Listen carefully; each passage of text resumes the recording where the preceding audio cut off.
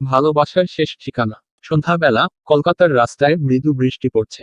রাস্তার ধারে একটা ছোট্ট ক্যাফেতে বসে আছে নীল, সামনে এক কাপ কফি আর হাতে একটা বই। নীলের চোখ বারবার দরজার দিকে চলে যাচ্ছে, অপেক্ষা করছে তৃষার জন্য। তৃষা নীলের কলেজের পুরনো বন্ধু। তারা একসঙ্গে পড়াশোনা করেছে, একসঙ্গে স্বপ্ন দেখেছে, কিন্তু কখন যেন দুজন আলাদা হয়ে গিয়েছিল। আজ 5 বছর পর তৃষা হঠাৎ নীলকে ফোন করে দেখা করতে বলেছে।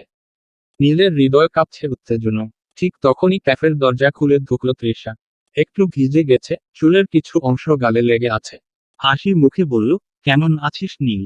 নীল কিছুক্ষণ তাকিয়েই রইল, যেন 5 বছর আগের স্মৃতিগুলো সব একসঙ্গে ফিরে এসেছে। তারপর বলল, ভালো। আর তুই? তৃষা বসে পড়ল, কফির অর্ডার দিল। তারপর ধীরে ধীরে বলল, জানিস তোর সাথে শেষবার দেখা হওয়ার পর অনেক কিছু বদলে গেছে। নীল জিজ্ঞাসু দৃষ্টিতে তাকালো। তৃষা একটু হাসল, তারপর বলল, আমি বুঝতে পেরেছি, সঠিক মানুষটাকে কখনো হারাতে দেই না। নীলের হৃদয় যেন মুহূর্তেই ছন্দহীন হয়ে গেল। বলল, মানে? তৃষা হাত বাড়িয়ে নীলের হাত ধরল, চোখের দিকে তাকিয়ে বলল, মানে, আমি তোকে ভালোবাসি নীল। সবসময় ভালোবেসেছি। বাইরে তখনও বৃষ্টি পড়ছে, আর সেই বৃষ্টির মধ্যেই যেন নতুন করে শুরু হলো তাদের ভালোবাসার গল্প।